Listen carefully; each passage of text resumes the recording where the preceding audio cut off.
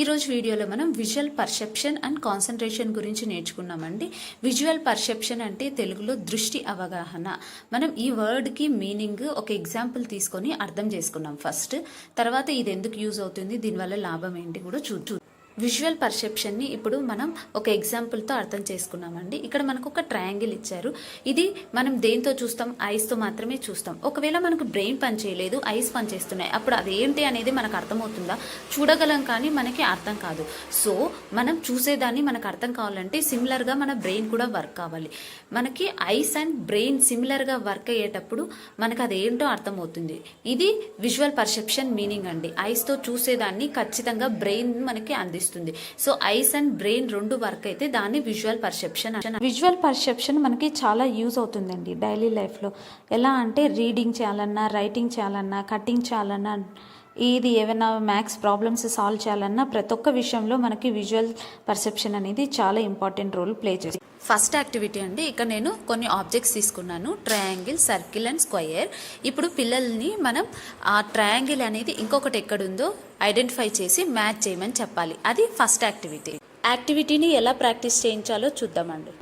ఇప్పుడు మనం first triangle ఉందండి, నెక్స్ట్ ట్రయాంగిల్ ఎక్కడుందో ఐడెంటిఫై చేయమనాలి. ఆ రెండింటిని మ్యాచ్ చేయాలి ఇలా. నెక్స్ట్ షేప్ ఏముంది? సర్కిల్ ఉంది. So circle circle match. Next square shape ఉంది, ఎక్కడుంది? అది ఇక్కడ ఉంది. సో ఇలా మనం ఫస్ట్ యాక్టివిటీని చేయించాలి. ఈ యాక్టివిటీ వల్ల మనం పిల్లలకి కాన్సన్ట్రేషన్ అండ్ విజువల్ స్కిల్స్ని పెంచొచ్చండి. నెక్స్ట్ యాక్టివిటీ అంటే fill the dots pattern. Dots ఇక్కడ మనం ఒక ప్యాటర్న్లో ఫిల్ చేసాము డాట్స్ని, అలానే సెకండ్ సైడ్ మనం సేమ్ ప్యాటర్న్తో ఫిల్ చేయాలన్నమాట. ఏ డాట్స్ ఎంటీ ఉంటే ఆ డాట్స్ని ఎంటీగా పెట్టాలి. ఇక్కడ ఫస్ట్ ఉంది కాబట్టి అటు సైడ్ కూడా ఫస్ట్ డాట్ని ఫిల్ చేసాం. నెక్స్ట్ సెకండ్ ఉంది, సెకండ్ ఫిల్ చేసాం. నెక్స్ట్ థర్డ్ లైన్లో థర్డ్ వన్ ఉంది, అది కూడా ఫిల్ చేసాం. ఇలా మనం ఇటు సైడ్ ఏ ప్యాటర్న్లో డాట్స్ని ఫిల్ చేసామో అటు సైడ్ కూడా సేమ్ ప్యాటర్న్లో ఆ డాట్స్ని ఫిల్ చేయాలన్నమాట. ఏవైతే ఎంటీ ఉన్నాయో ఇటు సైడ్ అవే ఎంటీగా ఉండాలి.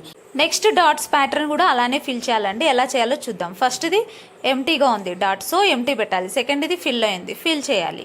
నెక్స్ట్ దాంట్లో సెకండ్ దాంట్లో ఫస్ట్ది ఫిల్ అయింది, ఫిల్ చేయాలి. నెక్స్ట్ థర్డ్ దాంట్లో ఫస్ట్ది ఫిల్ అయింది, ఇలా ఫిల్ చేయాలి. ఇలా మనం పిల్లలకి ఏది ఫిల్ అయిందో ఏది లేదో చెక్ చేసుకుంటూ ఇలా ఫిల్ చేయమని చెప్పాలండి. ఈ డాట్స్ ప్యాటర్న్స్ వల్ల మనకి కాన్సన్ట్రేషన్ అండ్ విజువల్ స్కిల్స్ అనేవి పెరుగుతాయండి. దీన్ని మనం డిఫరెంట్ ప్యాటర్న్స్ ఇచ్చి పిల్లలకి ప్రాక్టీస్ చేయించాలి. నెక్స్ట్ యాక్టివిటీ కూడా సేమ్ డాట్స్ ప్యాటర్న్ లాగానే అండి. ఇది ఏమంటే అక్కడ మనం డాట్స్ని ఏ ప్యాటర్న్లో ఉంది చూసి ఫిల్ చేస్తాము. కాకపోతే ఇక్కడ మనం డాట్స్ని తీసుకొని ఆ డాట్స్లో ఏ లైన్స్ జాయిన్ అయ్యాయో చూసుకొని ఆ లైన్స్ని జాయిన్ చేయాలి. ఇక్కడ ఈ 2 లైన్స్ జాయిన్ అయ్యాయి, సో ఇక్కడ ఈ 2 లైన్స్ని జాయిన్ చేయాలి. ఇలా మనము ఈ ప్యాటర్న్ని చూపించి పిల్లలతో చేయించాలండి. ఇక్కడ నేను ఒక్కొక్క సెట్లో 2 డాట్స్ని జాయిన్ చేసేలాగా చూపించానండి చిన్నపిల్లల కోసమని. ఒకవేళ మీరు పెద్ద పిల్లలకి కానీ ప్రాక్టీస్ చేయించేటట్టయితే మనం డిఫరెంట్ నెంబర్ ఆఫ్ డాట్స్ని ఇంక్రీజ్ చేసి వాళ్ళకి డిఫరెంట్ ప్యాటర్న్స్లో జాయిన్ చేయమని చెప్పండి. ఇక నేను ఒక బాక్స్ తీసుకున్నాను, దాంట్లో సర్కిల్స్ తీసుకున్నానండి. ఈ యాక్టివిటీ ఏమంటే పిల్లల్ని ఇలా ఒకదానిపైన ఒక సర్కిల్ ఒకటి టచ్ చేయకుండా ఎన్ని సర్కిల్స్ డ్రా చేయగలమో అన్ని చేయమని చెప్పాలండి. అది ఈ యాక్టివిటీ.